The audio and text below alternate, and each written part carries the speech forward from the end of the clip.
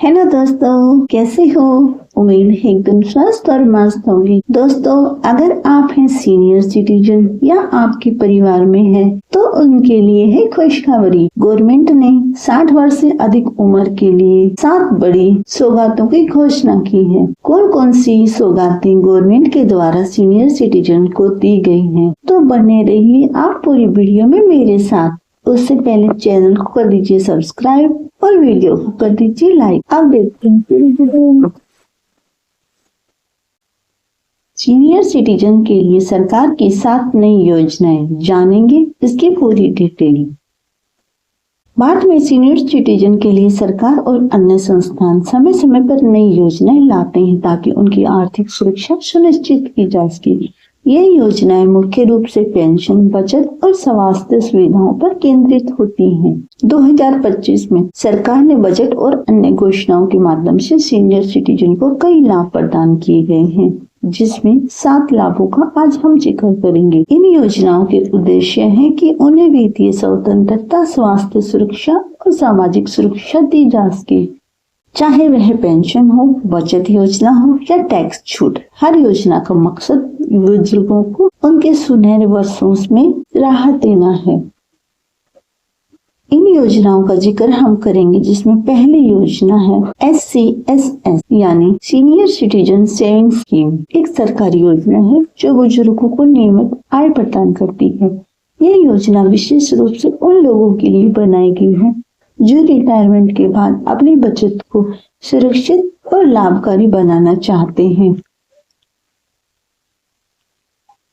ये योजना 60 वर्ष या उससे अधिक उम्र के नागरिकों के लिए है, जिसमें ब्याज की दर 1.2 प्रति वर्ष रखी गई है, जिसमें हम न्यूनतम निवेश 1000 रुपए से लेके अधिकतम निवेश 30 लाख रुपए तक का कर सकते हैं, जिसकी परिपक्व अवधि है 5 वर्ष।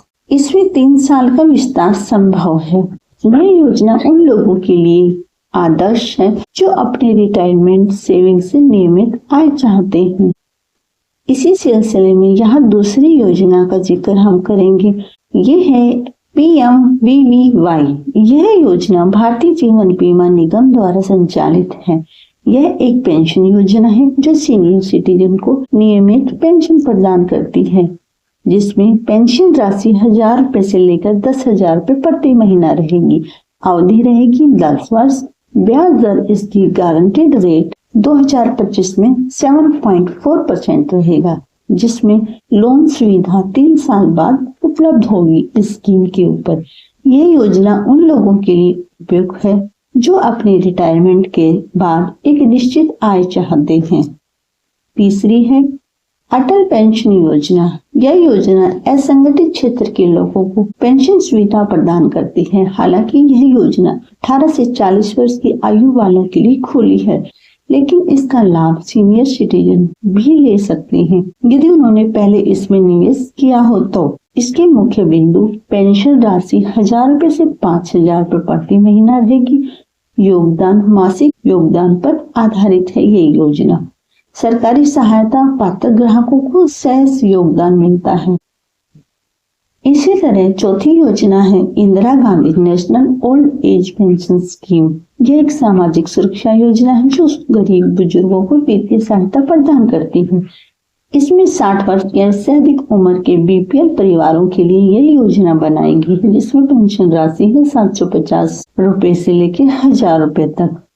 इसका लक्ष्य गरीबी रेखा से नीचे रहने वाले बुजुर्गों को शामिल किया गया है। यह योजना विशेष रूप से आर्थिक रूप से कमजोर वर्गों के लिए बनाई गई है। 5वीं योजना का हम जिक्र करेंगे नेशनल पेंशन सिस्टम NPS दीर्घकालीन निवेश योजना है जो रिटायरमेंट के बाद पेंशन प्रदान करती है, जो भारतीय नागरिकों के लिए बनाई गई है जो रिटायरमेंट पर एक मुश्त राशि और मासिक पेंशन के तौर पर इसको देखा जाता है। टैक्स लाभ इसमें छूट प्रदान की गई है।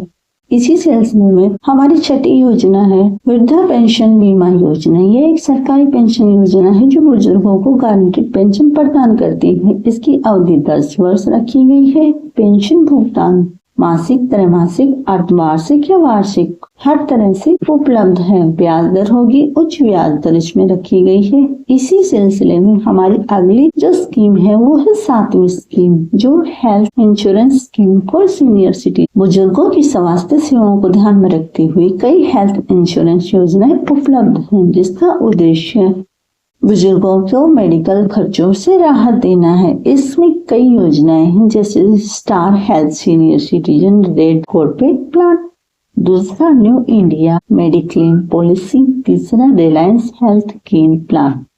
ये 3 योजनाएं प्रमुख हैं। इनका महत्व, इन सभी योजनाओं का उद्देश्य बुजुर्गों को आर्थिक सामाजिक सुरक्षा प्रदान करना है, चाहे वो नियमित आय हो या मेडिकल खर्चों से राहत। हर योजना उनकी जरूरतों को पूरा करने में मदद करती है।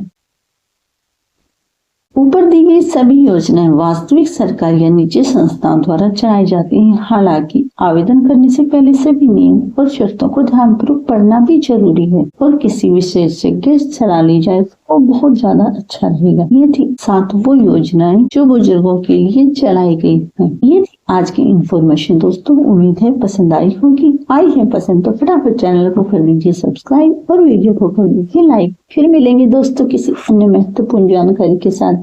धन्यवाद।